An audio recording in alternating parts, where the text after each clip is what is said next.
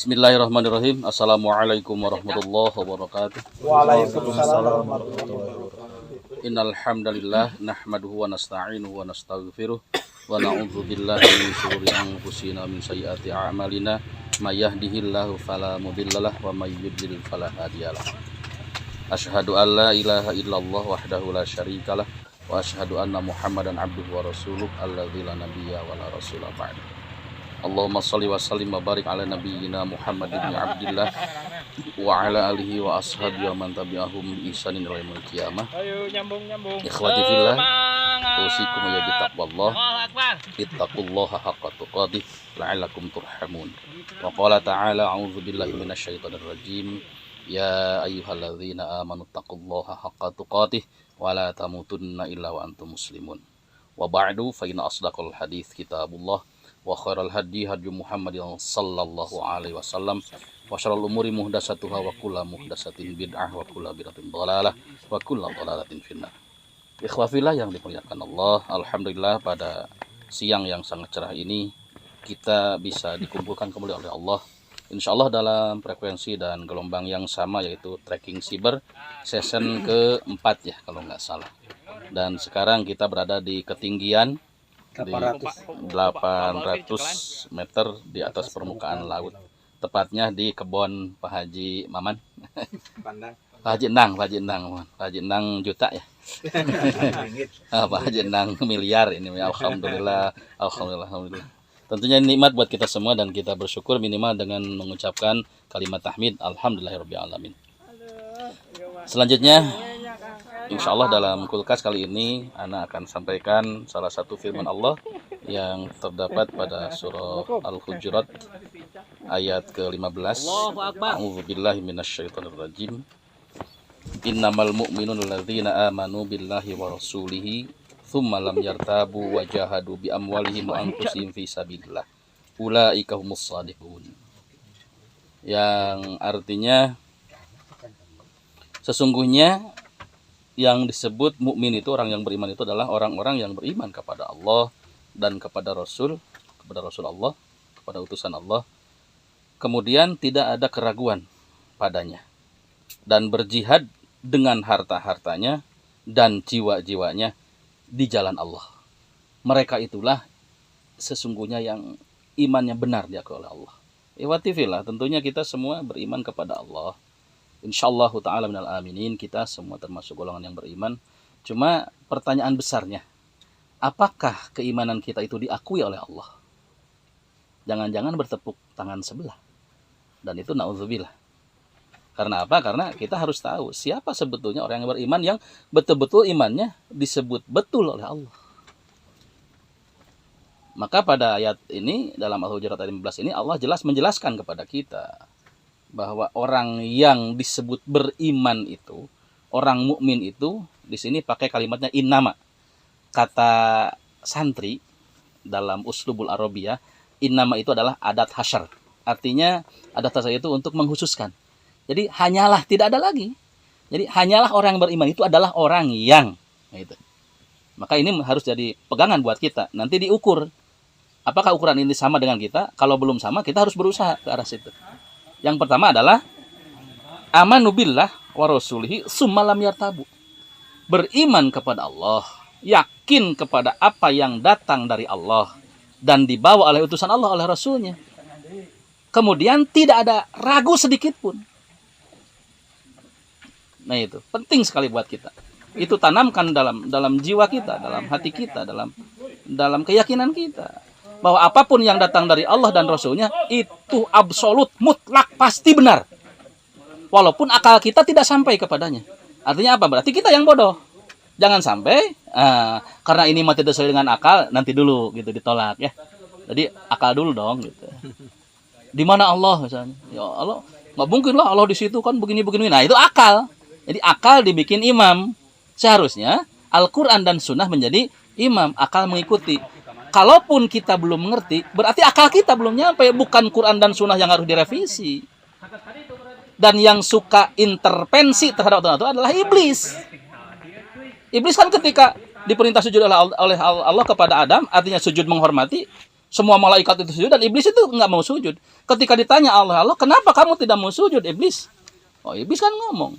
Iblis menjawab, ana khairu minhu, khalaqtani min nar wa khalaqtahu min tin. Aku lebih baik daripada Adam. Engkau ciptakan aku dari api, sedangkan Adam dari tanah.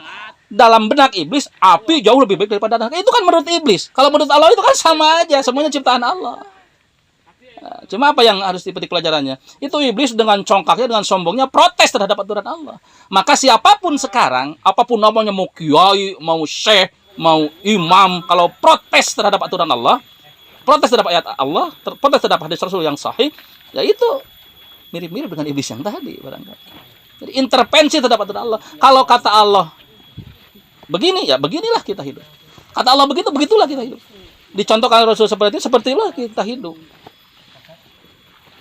Summalam yartabu, jelas dalam ayat itu. Tidak ada keraguan. Kita berada di mana? Apakah kita termasuk yang suka protes terhadap aturan Allah? Atau kita termasuk seperti mental para sahabat?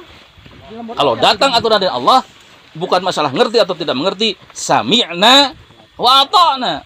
Kami mendengar dan kami taat. Jalankan. Dalam mun kudu ngarti mah da moal ngarti atuh salat lohor 4 rakaat geus capek. Komotos tracking mah capek, tapi 4 rakaat. Gitu kan? Maunya mun jalan pakai sepatu tinggi anu diusap teh luhurna. Kata sahabat Ali radhiyallahu anhu, kalau agama itu berasal dari akal, mungkin ya mengusap kaki itu, mengusap sepatu itu bawahnya dong, kan yang dipakai bawahnya. Tapi Rasul mencontohkan apa? Atasnya. Antum enggak usah bertanya.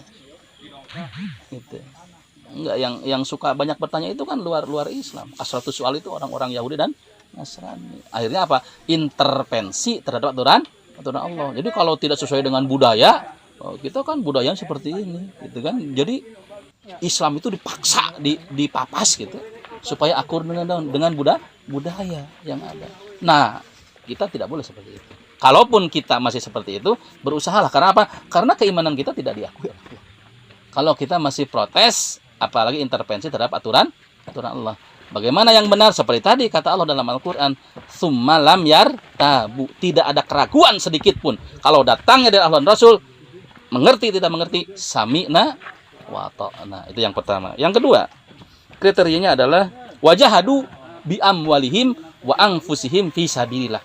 Setelah kita yakin terhadap aturan Allah, kita berjihad untuk menegakkan aturan Allah. Ya maka karak di bawah dan kota tangga geus kumaha tah teu enak saya di bawah dan kota tangga gara-gara teu milu titik-titik gitu ya, teu milu net gitu. Antum mau jihad, antum teh mau cari perhatian. Kalau jihad itu kan bersih kok. Lihat bagaimana sahabat dulu meregang nyawa. Itu jihad, menegakkan kalimat Allah. Karak tidak mau di bawah dan kota tangga ge meuni riweuh atuh. Emang tetangga boga neraka gitu. Lamun baud emang nanti tetangga bisa masukkeun ke neraka. Emang lamun tetangga seri kita masuk surga? Belum tentu. Wajahadu, kita berjihad. Dengan apa? Bi amwalihim, dengan harta kita. Yuk, punya harta. Titipkan harta tersebut untuk kita ambil nanti di akhirat. Jangan ditinggal harta kita di dunia. Lebar. Loga sawah, loga kebun, boga mobil, boga perusahaan. Pas mau teu dibawa. Lebar kan? Rugi. Bisa dibawa, bisa. Titipkan. Titipkan di masjid. Titipkan di anak yatim. Titipkan di rumah tasin. Titipkan di pesantren. Itu buat kita nanti di mana? Di akhirat. Kata siapa harta tidak bisa dibawa mati? Bisa. Yang tidak bisa teh harta teh yang ditinggalkan. Kalau yang dititipkan nggak bisa. Wajahadu bi amwalihim, sebelum apa-apa dengan harta. Berjihad itu dengan harta. Anak mah teu boga harta mah cana naon geus teu boga, emang antum boga naon gitu. Perintah dalam Al-Qur'an itu jihad itu pertama dengan harta. Baru dengan jiwa. Bi amwalihim wa anfusihim. Tapi fi sabilillah, ingat ya, fi sabi harus di jalan Allah, artinya jalan yang diridhoi oleh Allah. Itu buktikan sekemampuan kita tentunya. Kita berjihad untuk menegakkan agama, menegakkan kalimat Allah. Kalau kita punya ilmu ya bi ilmihi. Man kana lahu ilmun falyatasaddaq bi ilmihi. Orang yang punya ilmu ya sedekah dengan ilmunya. Man kana lahu malun falyatasaddaq bi ilmihi. Orang yang punya harta dengan hartanya. Bersedekah dengan harta. Jihad dengan medsos enggak apa-apa kan itu. Ustaz, ilmu da anak mah teu sama santai teu sakola. Harta da anak mah ayeuna ge loba pangab gitu, loba kekurangan. Ada lagi, man kana lahu quwwatun falyatasaddaq biquwwatihi. Orang yang punya kekuatan, punya tenaga, kenapa tidak? Tenaga. Biarlah Allah yang mencatatnya. Bagaimana kalau sudah seperti itu? Iman kepada Allah, iman kepada Rasul, artinya kepada yang diturunkan oleh Allah dan disampaikan oleh Rasul, dan tidak ada keraguan sedikit pun, walaupun kita belum paham itu yakin dari apa? Dari siapa? Dari Allah dan Rasulnya, dan kebenarannya adalah absolut, pasti kebenarannya. Tidak ada keraguan lagi. Terus kita apa? Berjihad dengan apa? Dengan harta, dengan jiwa. Barulah kata Allah, ulaika humus shadiqun. Itulah orang-orang yang benar keimanannya. Jadi kalau belum seperti itu ya kita belum benar-benar benar ya. Wayahnya, karena ini standarnya ini Al-Qur'an. Mudah-mudahan bermanfaat. Kita tutup dengan bacaan hamdalah dan doa kepada majelis. Alhamdulillah. Subhanakallahumma bihamdika asyhadu an la ilaha illa anta astaghfiruka wa atubu ilaik. Wassalamualaikum warahmatullahi wabarakatuh. Waalaikumsalam warahmatullahi wabarakatuh.